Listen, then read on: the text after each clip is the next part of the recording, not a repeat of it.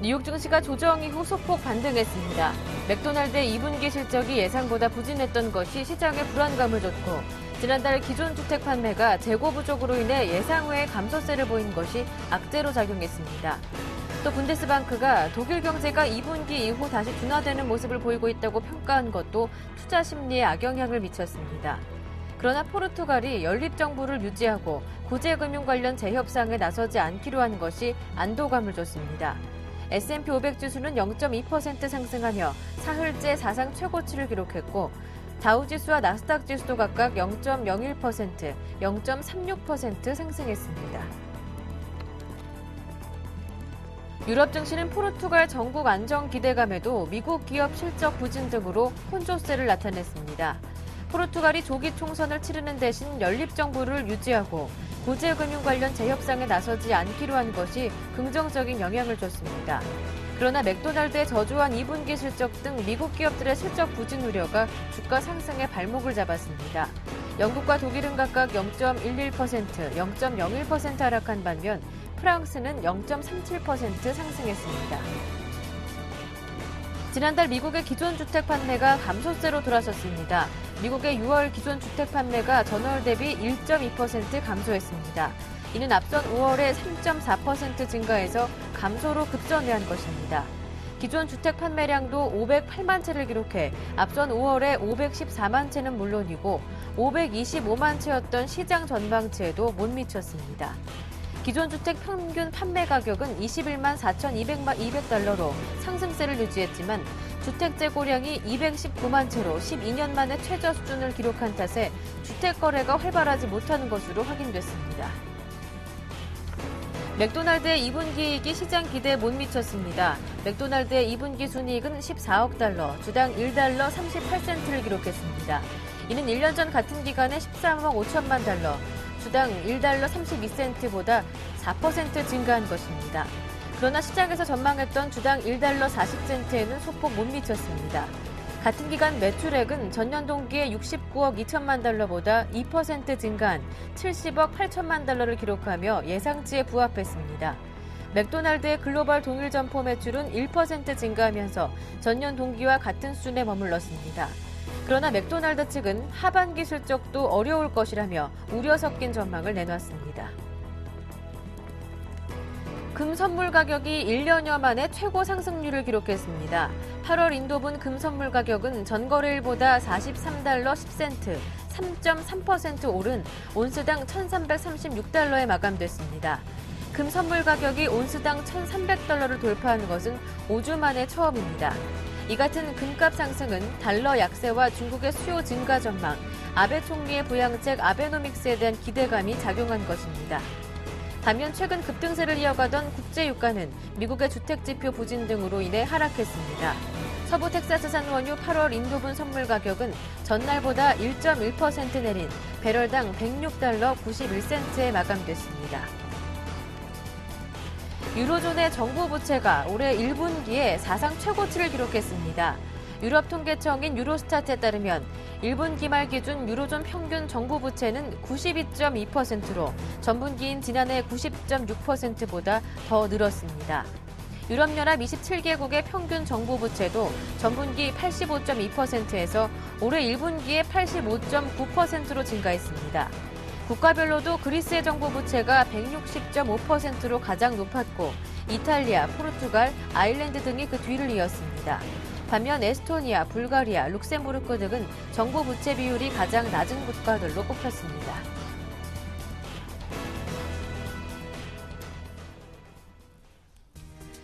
안녕하세요. 굿모닝 대박 예감 김보람입니다. 간밤 뉴욕 증시에는 본격적인 어닝 시즌을 앞두고 관망세가 짙어지는 가운데 맥도날드의 2분기 실적이 시장 기대치에 못 미치는 성적을 내놓으면서 어닝 시즌에 대한 불안감을 키우는 모습이었습니다. 하지만 뉴욕 증시 지수가 소폭 오르면서 마무리가 됐고요. S&P 500 지수는 또다시 사상 최고치를 경신하는 모습이었습니다. 유럽 증시는 미국의 어닝에 대한 불안감이 겹치면서 혼조로 마무리됐다고 하는데요. 글로벌 증시 마감 소식과 주요 이슈들 다뤄보겠습니다. 굿모닝 대박 예감 1부 시작합니다.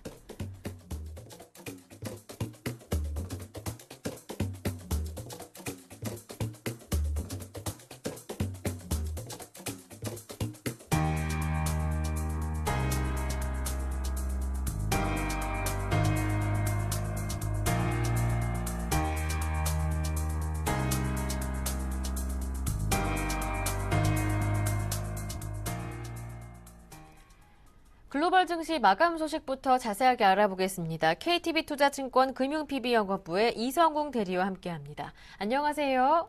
네, 안녕하십니까. 뉴욕 증시 기업 실적도 부진했었고 주택 지표도 안 좋게 나왔지만 소폭이지만 상승세를 유지하는 모습이었습니다. 어떠한 내용 담겨 있는지 정리해 보겠습니다. 네, 우선은 전일 같은 경우에 기업들의 실적 같은 경우에도 좋게 나오지 않은 상태였고, 주택 지표가 그게 좋게 예상보다는 낮게 나왔음에도, 지수는 좀 상승세를 좀 보여주었습니다. S&P 500 지수 같은 경우에도 4월 연속 사상 최고치를 좀 기록했고요. S&P 500 지수 같은 경우에는 3.44포인트, 0.2% 상승하면서 1695.53포인트로 거래를 마쳤고요. 그리고 다우 지수 같은 경우에도 전날보다 1.81포인트, 0.01% 오르면서 15,545.55포인트로 마감을 했습니다.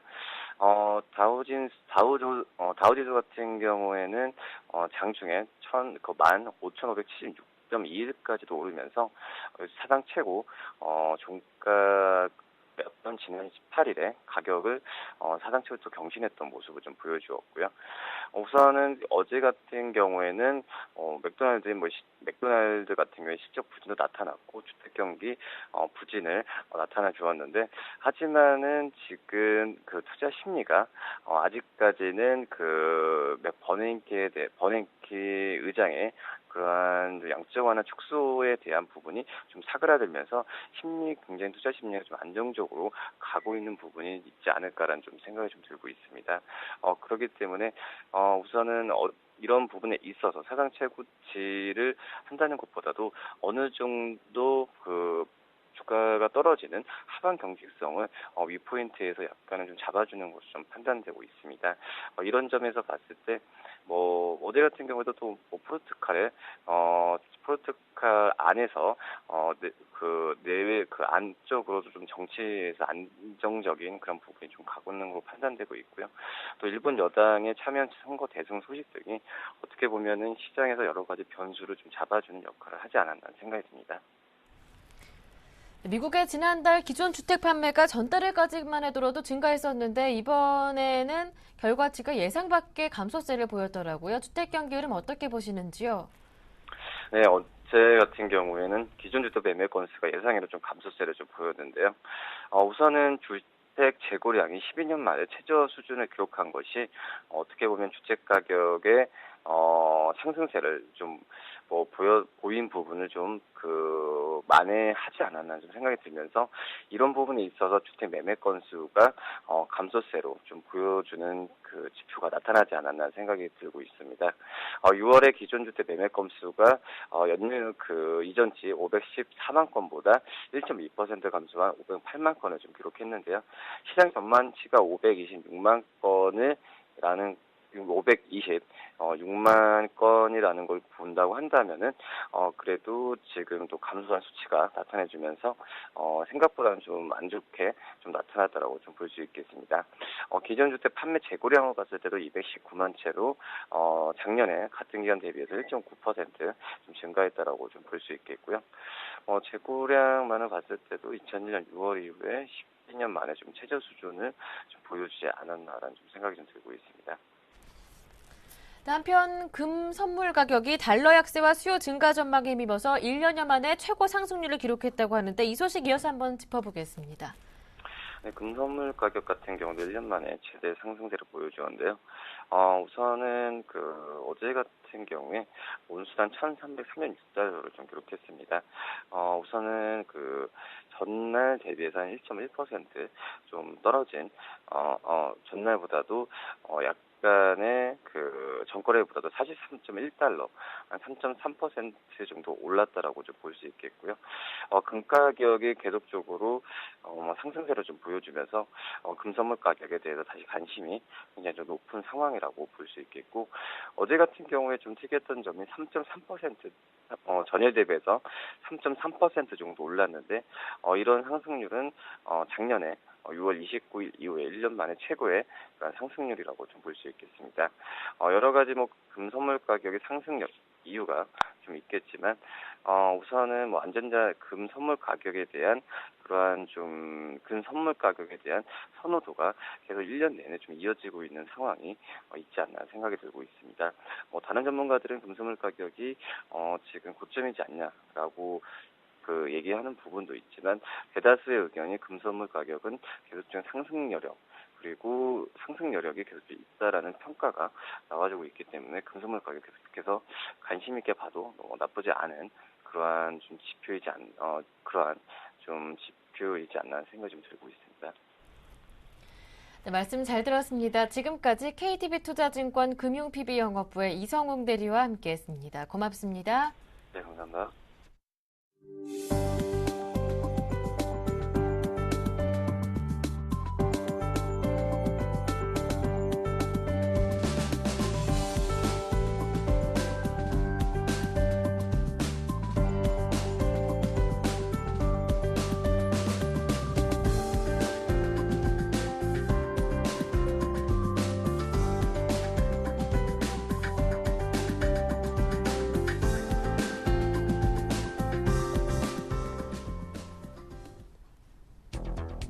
중국을 둘러싼 경기 논란이 이어지는 가운데 내일 HSBC가 내놓을 중국 제조업 PMI가 공개됩니다. 7월 수치는 48.5로 전월과 유사한 수준에 머물면서 기준선인 50을 밑돌 것으로 예상되고 있는데요. 부진한 중국의 제조업 경기 지표가 다시 시장의 악재로 작용할 것인지 아니면 경기 부양책 기대로 해석될 것인지 알아봅니다.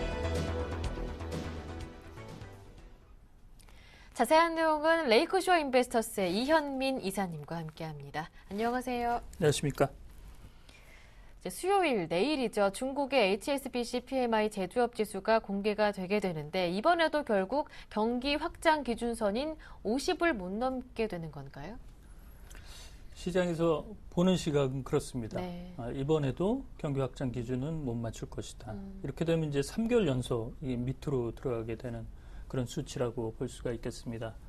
저희가 이달 들어서 세계 경제 전망 시리즈 3가지를 이제 말씀을 드렸는데요. 미국의 출구 전략 이런 부분은 현재 그 리스크 요인이 많이 감소되고 있고, 아베노믹스도 참의원 선거에서 자민당이 승리하면서 현재까지는 순환 기조가 나타날 공산이 커졌다고 볼 수가 있겠습니다. 이제 가장 걱정스러운 부분은 이제 중국의 리스크 요인인데요. 하반기 때 이 요인이 어떻게 동남아시아 시장을 영향을 미칠지 이런 부분이 상당히 궁금하다고 볼 수가 있겠습니다. 우리 시장으로는 이제 내일 수치가 이제 오전에 발표가 대기 상태로 나와 있고요. 이번 7월 예비치의 예상치는 48.5로 현재 집계가 되고 있습니다. 지난 6월 수치는 48.2였는데요. 이보다는 소폭 조금은 올라갈 것으로 예상을 하고 있지만 여전히 경기 확장 기준 50을 밑돌 것으로 현재 예상을 하고 있습니다. 이 중소기업 대상으로 하는 경기 판단 지표는 약 4천 개의 기업들을 대상으로 하는데요. 중국의 국가통계국이 제시하는 이른바 국영기업과 대기업들의 약 300개보다는 시장의 심리라든지 이런 부분에서 추가적으로 조금 더 선제적으로 선행하는 지표로 읽히게 됩니다. 따라서 아무리 늦게 국가통계국이 발표하는 중국의 PMI 지표가 50 이상을 유지를 하더라도 3개월 이상에서는 이를 따라가는 모습을 보이고 있다는 측면에서 볼 때 이번 7월 수치가 굉장히 관심이 가는 대목이라고 볼 수가 있겠습니다. 현재 그 경제를 책임지고 있는 리커창 총리는 이른바 리코노믹스, 대출금리 자유화 이런 부분이 지난 주말에 나오긴 했는데 그때 필요한 정책 기조를 수혈하겠다는 입장은 여전히 그 카드를 계속적으로 현재 유지되고 있다고 볼 수가 있겠습니다. 네, 중국 정부는 하반기에도 경제는 안정적이다 주장을 하고 있습니다. 하지만 IMF 등 외부의 시각은 조금 걱정스러운 눈길이 더 많은 것 같은데요. 이번에 제조업 PMI가 예상보다 더 안 좋게 나온다면 혹시라도 중국 정부의 입장이 조금 바뀌어서 적극적인 경기 부양책을 내놓을 수도 있을 것인지 가능성도 좀 고민을 해보고 싶습니다. 중국에서도 그러고 싶겠죠. 근데 그러고 싶은데 그 돈을 푸는 정책을 하면 네. 이것이 이제 주택 시장으로만 가서 버블을 일으키니까 네. 이런 부분에서의 기존에 현재 5세대가 아닌 4세대 그 전임 정부가 했던 이른바 그냥 대형 경기 부양책 이런 부분은 좀 나오기가 현재까지는 리커창 총리의 리코노믹스에서는 조금 어렵다라고 보고 있고요. 지난주에도 이 러우즈웨이 중국의 재무부장이 인위적인 경기 부양 카드는 하반기에도 나오지 않을 것이다라고 이 단속을 했습니다. 그래서 이제 그때 처방으로는 그 환불을 적절히 치유하는 정책으로는 좋지만 시장이 안도할 수 있는 충분한 안도 여건을 주지 못하고 있는 것이 그 상하이 지수가 올해 연간으로 보면 12% 이상 하락한 수치에서 벗어나지 못한 그런 흐름이라고 볼 수가 있겠습니다. 어제는 이제 0.6% 오르긴 했는데요. 올해 연간으로 보면 상하이 지수는 12%가 내린 상황이라고 볼 수가 있겠고 이렇게 보면 일본 증시가 올해 연초 대비 40% 이상 상승률을 다시 회복한 거에 비하면 이 온도차가 아시아 증시에서도 크게 나타난다고 볼 수가 있겠고요. 이런 점에서 IMF가 투자나 수출 주도의 현재의 경제 체질을 내수를 부양하고 그다음에 수출에 경도된 체질을 다소 바꿀 수 있는 부분은 구조조정을 실시하라고 요구를 하고 있습니다. 이렇지 않게 될 경우 경착륙 우려에 대해서 이제 우려 섞인 눈길을 보내는 부분인데요. 이렇게 이제 IMF까지도 중국 경제에 대해서 우려 섞인 톤을 개진한 것은 중국 경기가 하강할 경우 현재 유로존 경기도 좋지 않은 이런 흐름에서 신흥국의 그 몸추스르기가 여전히 좀 좋지 않을 것으로 걱정한다고 볼 수가 있겠습니다.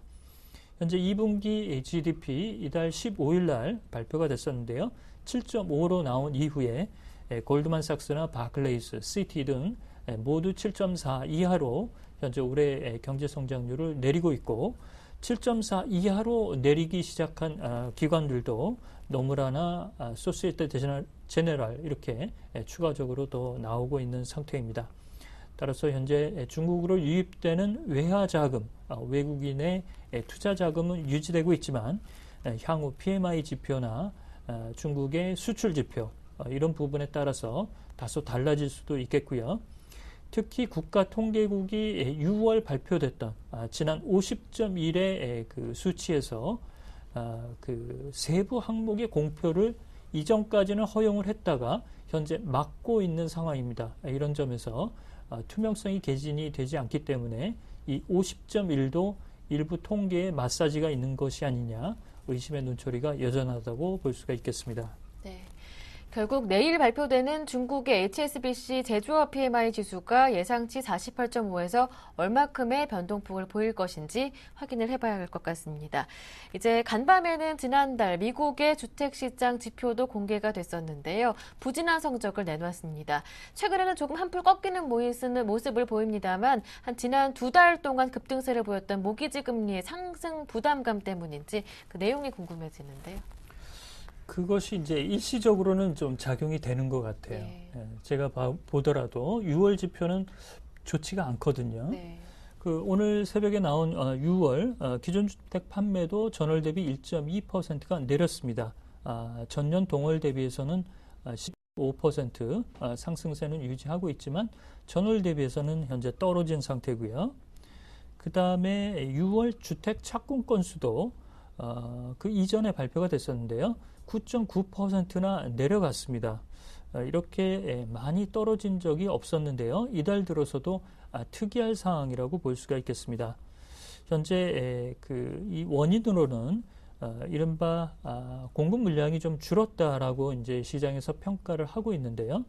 그렇지만 그 거슬러 올라가 보면 5월 22일 날 버냉키 의장이 상하 합동 경제위원회에 출석을 해서 그 추가적으로 경제 지표의 내용을 보고 그 양적 완화 축소 규모 이런 부분을 검토할 수 있다. 이 발언이 나온 이후 채권 시장의 수익률이 상당히 균열 조짐을 보였습니다. 이러면서 모기지 금리도 속등세를 나타냈는데요. 이것이 주택 건설업자들이 주택 시장에 공급하는 공급 물량을 좀 다소 줄인 부분이 6월 수치에서 좀 나타난 것이 아닌가라고 볼 수가 있겠습니다. 한편 국책 모기지 업체 페니메이는 주택시장이 지속적으로 회복세를 보임에 따라서 하반기 경기 회복세도 가능성이 높아지고 있다 이런 평가를 내렸었는데 미국의 주택시장 어떠한 흐름을 보일 것인지 장기적인 시각으로 본다면 어떠한 시각이 더 많습니까? 장기적으로는 다시 이제 그 기존의 흐름을 유지할 것으로 보고 있습니다. 장기적 시각은 이제 좋은데요. 단기적으로는 모기지 금리의 상승으로 인해서 단기적으로 시장의 수축세가 이어진 것으로 볼 수가 있겠습니다. 그래서 7월과 8월 지표를 우리가 잘 봐야 될 것으로 볼 수가 있겠고요. 이렇게 이제 재고가 빠르게 소진이 되면서 모기지 금리가 상승하자 주택 건설업자들이 주택 시장의 화랑이 좀 둔화될 것으로 그 리스크를 봐서 신규 주택의 공급이라든지 이런 부분을 다소 이제 주춤한 것으로 이 영향이 좀 있는 것으로 보입니다. 그렇지만 미국의 현지 시각은 현재 이 시각이 첨예하게 좀 대립이 되고 있는데요. 모기지 금리 상승으로 모기지 대출자들이 주택을 구입하는데 부담을 느낄 것이다라는 리스크하고 그다음에 이를 미리 간파한 주택 건설업자들이 공급 물량을 줄이는 리스크 중에 어느 리스크가 더 크냐라는 부분이 현재 좀 논란이 되고 있는 상태입니다. 그렇지만 그 폴슨, 존 폴슨 헤지 펀드 업계의 대부인 존 폴슨은 향후 미 주택 시장에 대해서 상당히 낙관적인 전망을 하고 있고요. 전미 부동산 중개업계의 로렌스 윤 이코노미스트도 대출 금리 상승에도 수요의 낙차는 크지 않다. 하반기에도 상승세를 좀 유지할 수 있을 것이다라고 얘기를 하고 있습니다. 결과적으로 보면 현재의 30년 모기지 대출 금리가 지난 5월 초에 3.59%에서 높게는 4.68%까지 올랐다가 현재 4.5% 언저리 수준에서 머물고 있는 상태입니다. 모기지 금리가 3.5% 수준까지는 내려오지는 않겠지만 4% 초반 정도까지 머물 수 있다면 하반기의 주택시장 지표 자체는 그리 나쁘지는 않을 것으로 일단 예견을 해드릴 수가 있겠습니다. 주택시장이 활성화되면 주택 가격이 높아지게 되고 자산이 커지게 되면 또 소비가 증가할 수밖에 없기 때문에 주택시장을 경기 회복에 대해서 점치면서 함께 중요하게 체크포인트로 짚어볼 수밖에 없는 상황인데요. 일단 모기지 금리 상승에 따라서 단기적인 부진은 나타날 수 있겠지만 장기적으로 봤을 때는 여전히 안정적인 흐름이 이어질 것이다라는 진단까지 들어봤습니다. 하지만 유로존의 스페인과 아일랜드의 주택 경기 시장은 여전히 냉각기에서 못 벗어나는 움직임인데 이 점도 한번 살펴보겠습니다. 그렇습니다. 오늘 뭐 주택시장 짚어보는 김에 그냥 글로벌 주택 경기를 그냥 한번 훑어볼 텐데요. 유로존은 역시 경기가 회복되지 못하면서 특히 재정불량 국가의 주택시장은 여전히 좋지 않은 그런 흐름이 나오고 있습니다. 스페인 국민들의 자산의 구조를 보면 80%가 이제 주택을 할애를 하고 있는데요. 우리나라의 자산 구조도 75% 정도가 이 부동산에 치우친 그런 흐름으로 볼 때 스페인의 그 주택 가격 지수가 이렇게 올라오지 못하고 있는 것은 경기가 부진하면서 역시 주택시장이 냉각기에서 현재 벗어나지 못한다라고 볼 수가 있겠습니다. 스페인의 주택가격은 2009년 대비 현재 30% 떨어진 수치에서 반등이 못 나오고 있는 그런 흐름이고요. 외국인들을 유치해서 주택을 구입하는 경우 영주권을 미리 주겠다 이런 그 정책을 펴고 있지만 나우이 총리의 이런 그 정책도 그 실효성이 많이 먹혀들지 못하고 있는 상태입니다. 또한 아일랜드도 그 구조조정은 현재 잘 해내고 있지만 주택 시장은 예전의 모습을 좀 회복하기에는 다소 좀 시일이 걸리고 있고요. 이탈리아도 2009년 이후부터 최근에 이르기까지 주택 가격이 8%가량 현재 떨어진 그런 흐름을 가지고 있습니다. 여전히 이제 독일은 좋은 수치가 나오고 있는데요. 유로존 내에서도 온도차가 크고 있고, 그다음에 전체 17개국의 평균을 봐도 2009년 1분기를 100으로 기준을 했을 때 현재 96.33을 기록하고 있어서 경기가 빨리 살아나야 이런 주택시장에도 온기가 좀 짙어지지 않을까라고 볼 수가 있겠습니다. 네, 한편 영국의 주택시장은 최근 다시 되살아나는 조짐을 보여주고 있는데 영국 정부의 주택시장 부양책이 효과를 보고 있는 건가요? 그렇습니다. 영국이 이제 트리플 딥에 빠질 수 있는 우려가 올해 이제 굉장히 강했죠. 네. 그렇지만 1분기 때 0.3% GDP가 성장을 했습니다. 이 뒤에 받쳐준 것이 주택시장이 회복된 것이 안정적으로 1분기 때 올라온 수치라고 볼 수가 있겠는데요. 지난 5월에 이제 발표가 되면서 그 이전부터 이제 기대감이 좀 무르익은 것이 선제적으로 주택시장에서의 매기가 좀 올라왔다라고 볼 수가 있겠는데요. 영국 정부는 지난 5월 50만 채 이상의 수요를 조달하기 위해서 1,300억 파운드의 주택 대출 보증을 실시하기로 일단 발표가 됐습니다. 또한 신규 주택 구매자에게는 집값의 20%를 무이자로 대출을 지원해 주겠다라고 얘기를 했고요. 내년 1월부터는 보다 확장된 정책 기조를 가져갈 수 있을 것으로 현재 예측을 하고 있습니다. 이러자 7월에 런던의 주택 가격이 전년 동월 대비 12%나 올라가는 등 완연하게 온기가 현재 올라가고 있는 상태입니다. 이렇게 되면서 영국이 이번 주에 발표될 GDP 수치도 안정적으로 플러스권으로 유지할 것으로 현재 보고 있고요. 영국의 부동산 전문 업체인 라이브 무브도 올해 주택 가격의 가격 상승률을 종전 상반기에 2%에서 4%로 2배 이상 현재 높게 점치고 있는 상태입니다. 오늘 새벽에 그 영국의 케이트 미들턴 왕비가 아들을 순산했다는 소식까지 전해지고 있어서 영국의 입장에서는 상당히 기분 좋은 오늘 새벽이 아니었나 볼 수가 있겠습니다. 네, 그렇겠네요. 지금까지 레이크쇼어 인베스터스의 이현민 이사님과 함께 글로벌 이슈 자세하게 다뤄봤습니다. 말씀 잘 들었습니다. 고맙습니다.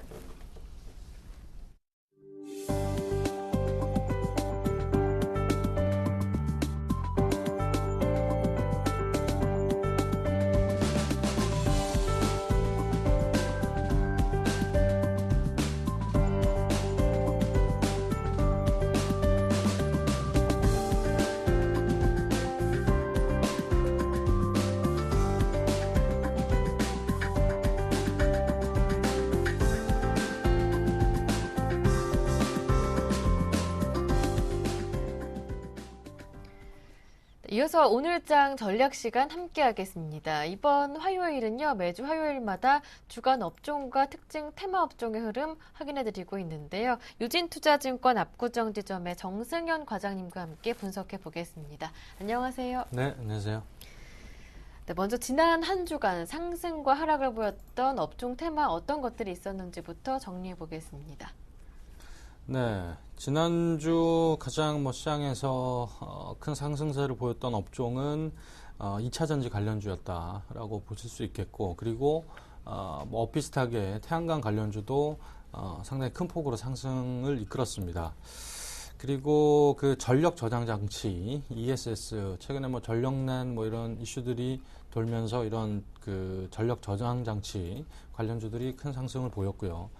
반면에 약세 업종을 보면 그 은행주가 뭐 3% 넘게 하락을 하면서 은행주가 전반적으로 지난주에는 약세 흐름을 보였다라고 볼 수 있겠고, 그리고 뭐 삼성전자, SK하이닉스로 대표되는 뭐 반도체 관련주, 그리고 삼성 엔지니어링 실적을 발표했죠. 별로 좋지 않게 나오면서 전반적으로 건설주들도 약세를 보이는 흐름을 보여줬다라고 정리할 수 있겠습니다.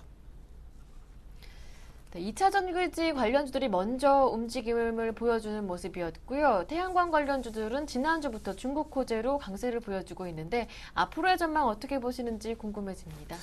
네, 일단 그 전기차 관련주 네. 시장에 상당히 좀 핫 이슈죠. 그 미국의 이제 테슬라 그리고 BMW가 전기차를 양산을 하면서 그 전기차 시장의 확대 기대감들 때문에 전반적으로 그 뭐 큰 종목 뭐 LG화학이나 삼성, SDI뿐만 아니라 2차 전지 관련주 작은 종목들도 큰 상승세를 보였고, 그리고 태양광 같은 경우에는 결국 뭐 2차 전지라든지 태양광 그리고 전력 저장 장치 관련된 이슈들은 결국 시장의 전반적인 비슷한 이슈라고 볼 수 있겠습니다. 결국 대체 에너지 그리고 전력난으로 이제 다음 그 전력을 그리고 에너지를 어떤 부분으로 이제 써야 될 것이냐, 이 문제가 시장에서 어느 정도 논의가 되면서 그와 관련된 관련주들이 올라갔다라고 이제 보시면 될 것 같은데, 태양광 같은 경우에는 뭐 중국의 구조조정 되는 그런 이슈들과 함께 그리고 최근에 낙폭이 워낙 컸기 때문에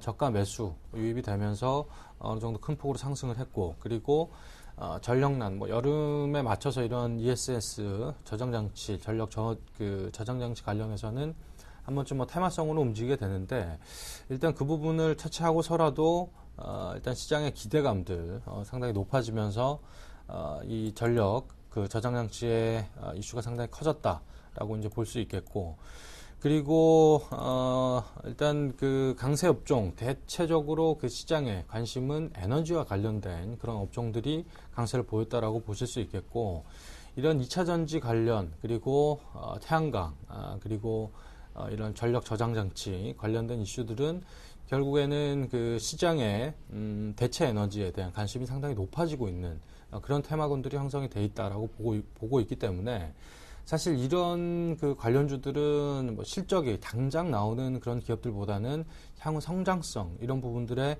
초점이 맞춰져 있는 부분들이 크기 때문에, 일단 밸류에이션적으로 접근하시는 뭐 그런 그 접근 방법보다는 향후 성장 기대감, 결국에는 수급에 의해서 올라가는 그런 논리로 올라가고 있기 때문에 향후 성장성에 대한 그 어떤 시장의 이슈들이 계속적으로 불거진다라고 한다면 충분히 올 하반기에도 성장 기대감만으로도 올라갈 수 있지 않을까 그렇게 보고 있고요.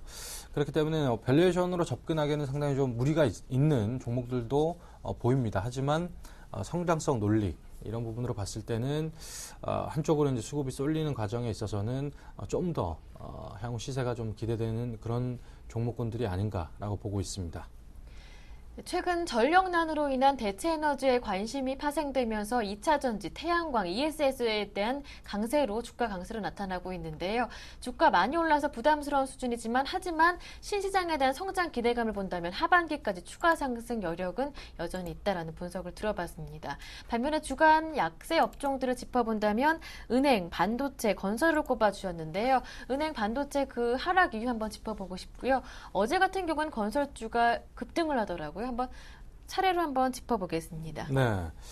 일단 그 은행 업종 같은 경우에는 네. 그 4대 금융지주 어닝 쇼크 뭐 예상이 되고 있습니다. 일단 뭐 그런 부분들이 계속적으로 뭐 예대 마진 감소 우려 뭐 이런 부분들이 실제화되는 부분. 그러면서 요즘에 은행 뭐 CEO들 뭐 연봉 억대 넘어가는 그런 고연봉자들의 뭐 임금을 삭감하겠다 뭐 이런 뉴스 플로우들이 많이 나오는데, 결국에는 뭐 비용 감축 뭐 이런 일환이 될 것 같고요. 그런 부분으로 인해서 워낙 뭐 실적이 안 좋다 보니까 이제 고액 연봉자들의 연봉까지 깎아가면서 그런 비용을 감수하겠다 이런 자구책을 만들어내는 것 같고, 결국에는 은행주들은 저는 뭐 당분간은 아마 이 실적 회복세를 빠르게 이끌어내기는 힘들어 보인다라고 보이고, 이게 뭐 하루 이틀 은행주들이 실적이 좋지 않았던 그 상황들이 하루 이틀 얘기가 아니기 때문에 벗어나기 위해서는 뭐 구조조정이라든지 여러 가지 그 합병 이런 부분들과 단기적 모멘텀 이런 부분들이 나오지 않는다라고 한다면 은행주들은 안정적인 수익 구조를 만들어내고 있지만 성장성에 있어서는 다소 좀 그 뒤처질 수 있는 그런 업종군이 아닌가라고 보고 있고요. 그리고 반도체 업종은 삼성전자 그리고 SK하이닉스도 최근에 주가가 3만 원을 찍은 이후에 다시 무너지는 그런 모습을 보여주는데 결국엔 논리는 그거죠. 이제 3분기부터 성장성이 우려가 된다. 지금까지는 잘 그 선방을 해왔지만 앞으로의 과연 먹거리가 계속 있을 것이냐 이런 부분. 그리고 반도체 업종 자체가 사이클 자체가 워낙 짧기 때문에 한 1년 정도의 피크 사이클을 누렸다가 다시 또 하향 곡선을 그려가는 그런 모습들이 이제 주가에 전형적으로 반영되는 그런 업종군인데 그런 부분들을 감안한다면 일단 반도체 업종들은 그런 부분에 의해서 하락을 했다라고 보여지고 그리고 건설주 같은 경우에는 삼성 엔지니어링 어닝 쇼크가 나오면서 다소 시장의 부담스러운 면을 안겨줬지만 저가 매수 메리트 이런 부분에 있어서 어제는 어느 정도 큰 폭으로 상승하는 모습을 보여줬고요. 결국에는 시장 분위기 자체는 낙폭이 큰 업종에 대해서는 반발 매수, 대기 매수 유입 자체가 있는 시장이다라고 볼 수가 있겠습니다. 네. 자, 그렇다면 이제 앞으로의 한 주간 시장을 이끌 업종 어떤 것들이 있는지 한번 전망 들어보겠습니다. 네, 일단 지금 시장에서는 가장 관심을 둬야 될 그런 업종군이 어제도 조금 반등하는 모습을 보여줬는데 바이오, 제약 이 업종을 관심 있게 보셔야 될 것 같고 그리고 전반적인 시장 분위기 자체가 대체 에너지 쪽으로 간다라고 한다면 풍력 관련주 이쪽도 충분히 관심을 둬야 되는 업종군이 아닌가라고 보여지고 있고요. 일단 태양광 업체가 1차 시세가 난 이후 어느 정도 그 매기 자체가 태양광 그리고 풍력 이런 대체 에너지 쪽으로 매수세가 확산이 된다라고 한다면 풍력 관련주도 충분히 기대가 되는 업종이 아닌가라고 보고 있고 그리고 제약 바이오 쪽은 정부가 어느 정도 그 제약 쪽 그리고 이 산업 쪽에 투자를 확대하겠다라는 정책이 나오면서 단기적인 모멘텀은 충분히 된다라고 볼 수 있겠고 그리고 최근에 바이오 헬스케어 업종이 워낙 낙폭이 컸기 때문에 충분히 반발 매수, 대기 매수세가 있는 상황에서 어느 정도 그 시장에 그리고 특히나 이제 코스닥 지수 같은 경우에는 지금 박스권 상단에 있는데 이 상단을 돌파하기 위해서는 이 바이오 헬스케어 업종들이 상승세를 이끌어야지만 박스권을 탈피할 수 있다라고 본다면 일단 제약 바이오 이쪽 관련해서 시장의 상승 충분히 기대해 볼 수 있지 않나라고 보고 있습니다. 네, 결국 대체 에너지로의 관심이 풍력 관련주까지 번질 것이다 전망해 주셨고요. 그리고 정부가 5년 안에 10조 원을 투자해서 신약 개발에 나선다 투자 지원 소식을 알렸는데요. 이 때문에 제약 바이오 업종도 관심을 더 받지 않을까 전망해 주셨습니다. 지금까지 정승현 과장님과 함께했습니다. 말씀 잘 들었습니다. 고맙습니다. 네, 감사합니다.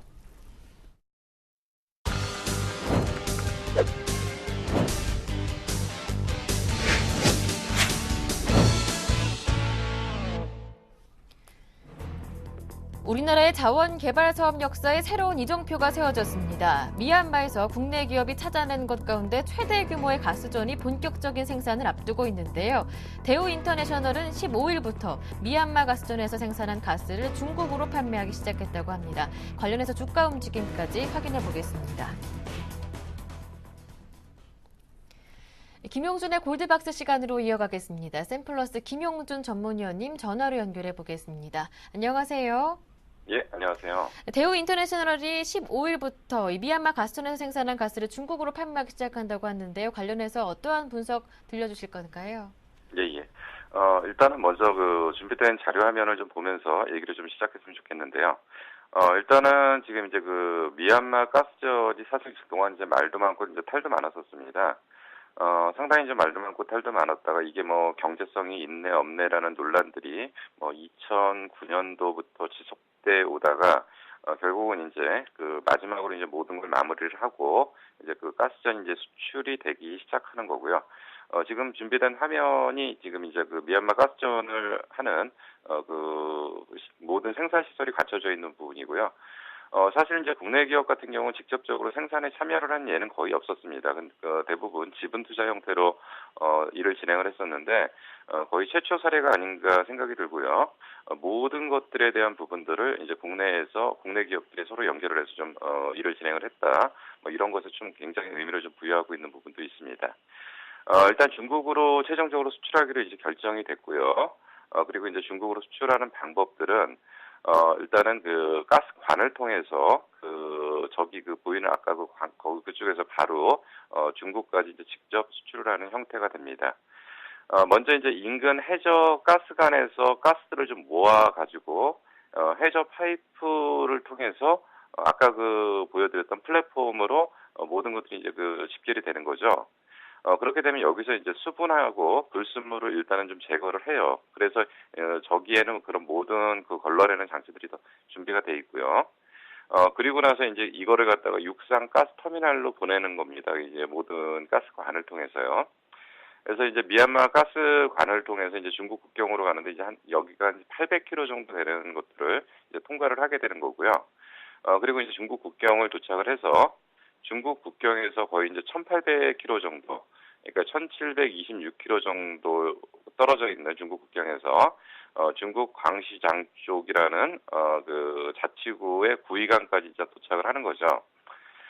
그래서 이제 이렇게 해서 전체적으로 모든 터널의 길이는 한 2,600km 정도, 상당히 긴 거리이고, 그리고 이제 바로 원스톱으로, 직접 수출이 되기 때문에, 운반비나 이런 부분들에 대한 부담들은 좀 없는 거죠. 그러니까 미리 가스관을 설치를 했기 때문에 그런 운반비에 대한 부담은 좀 줄이니까, 오히려 원가 측면에서는 좀 상당히 긍정적일 거고요. 그리고 그런 가스관 통과에 관련된 비용이 발생하는 부분까지도, 대우 인터내셔널의 수입으로 좀 잡히게 되는 겁니다. 정확하게 생산 일자 기준으로 7월 15일 날 생산된 가스부터 중국으로 수출되기 때문에 이제부터는 본격적으로 이제 대우 인터내셔널에 실적으로 좀 잡히는 걸로 일단 볼 수가 있습니다. 그러면 과연 이것에 대한 어떤 가치가 어느 정도 될 거냐, 이 부분까지도 좀 생각을 해봐야 되겠죠. 그래서 이제 개발이 시작된 거는 정확하게 2000년도에 시작됐고요. 지금 이제 13년 만에 결과치가 지금 나왔다고 일단 볼 수가 있습니다. 그리고 이제 여기에 있는 매장량은 정확한 양은 아니겠지만 이제 추정치입니다. 추정치인데 이제 4조 5천만 입방미터라고 하는데 이렇게 얘기를 하면 이제 이것이 과연 어느 정도의 규모인지는 좀 잘 이해가 안 되시는데, 국내에서 천연가스로 전 국민이 소비하는 양의, 우리나라 전 국민이 소비하는 양의 3년치이기 때문에 상당히 많은 양이라고 일단 볼 수가 있습니다. 그래서 이제 대우 인터내셔널에서는 이것을 갖다가 하루에 5억 입방피트, 그러니까 원유로 생산하면 9만 배럴 정도요. 9만 배럴 정도를 갖다가 매일 생산을 해서 팔게 되는 거고, 이 정도로 했을 때 여기서 이제 나올 수 있는 양은 25년에서 30년 정도가 되지 않을까, 지금 이제 이렇게 예상을 하는 거고요. 그러면 대우 인터내셔널의 직접적인 이익 규모는 아마도 여기에 관련돼서 이익 규모는 아마도 3천억에서 4천억 수준 정도가 되지 않을까 좀 예상이 됩니다. 이에 따라서 이제는 대우 인터내셔널이 단순한 어떤 상사 개념에서 에너지를 만들어서 파는 업체로서 에너지 회사로 이제 본격적으로 변신을 하기 때문에 기업에 대한 재평가 작업은 분명히 있어야 되지 않을까 좀 생각이 듭니다. 그래서 이제 기업에 대한 재평가를 좀 해봐야 되는데요. 대우 인터내셔널에 대한 기업의 가치는 지금 과연 이제 얼마나 될 것이냐. 이제 2012년도 기준으로 봤었을 때, 영업이익이 어느 정도 나왔냐면 1,500억대 정도 나왔고요. 그리고 이제 전일 주가가 좀 상승을 해서 나타났던 현상들은, 시가총액이 이제 4조 2천억 정도가 지금 나왔습니다. 그러면 미얀마 가스전이 본격적으로 영업이익이 환산되면은 연간 기준으로는 이제 모든 것들을 다 떠나서 지금 현재 나와 있는 숫자만 갖고서 이제 분석을 해봐야 되겠죠. 숫자만 가지고서 분석을 해봤을 때는 연간 최소한 4천억에서 5천억 정도는 수익이 발생하지 않을까, 일단 이렇게 보는 게 이제 정석인 것 같고요. 그렇다고 본다면 지금 이 회사의 주가의 가치는 약 5조 원 이상은 지금 형성이 돼야 될 필요가 좀 있고요. 그리고 미래의 가치까지 땡겨서 받는다면 시가총액에 대한 부분은 분명히 프리미엄을 받을 수 있는 구조까지 올라왔다고 볼 수 있기 때문에 현재는 분명히 저평가 국면으로 해석을 할 수가 있습니다. 결국 지금 이제 시초가총액을 다시 한번 좀 환산을 해볼 필요가 있습니다. 기존 사업이 이제 한 1,500억 정도에 곱하기 10 정도를 적용을 한다면 1조 5천억 정도. 거기다가 미얀마 가치가 매년 3,500억, 그러니까 3,000억에서 4,000억 정도라고 보는 거니까, 요거를 이제 평균으로 보면은 한 3,500억 정도로 본다면, 여기다 10 정도로 곱하면은 이 회사의 가치는 5조 정도, 총 합쳐서 3조 5천억과 기존 사업의 1조 5천억 정도인 5조 정도는 현재 우리가 눈으로 확인할 수 있는 어떤 기업 가치라고 일단 볼 수가 있습니다. 그렇기 때문에 현재 국면에서는 약간의 저평가 영역이고, 그래서 추가 상승 여력은 한 20% 정도는 현재 있다라고 일단 볼 수가 있습니다. 그래서 이제 이거를 가격으로 환산을 하게 되면 주가 수준으로는 한 44,000원 정도까지는 주가 상승하는데 크게 무리가 없다라고 일단 볼 수가 있는데, 이거는 이제 전혀 프리미엄을 반영하지 않은 부분이고요. 결국 이제 이 회사가 추가적으로 상승을 하기 위해서는 몇 가지 좀 검토를 해야 될 좀 내용들이 있죠. 지금 이제 대우인터내셔널이 지금 이제 미얀마하고 기존 포스코하고 연결된 사업 이외에 석유 개발 쪽하고요, 식량 쪽, 그리고 광물 쪽 등 15개 분야에 대한 자원 개발 사업이 현재 진행 중인데, 이쪽에 대한 성과들이 좀 어느 정도 좀 나올 걸로 좀 예상을 하고 있습니다.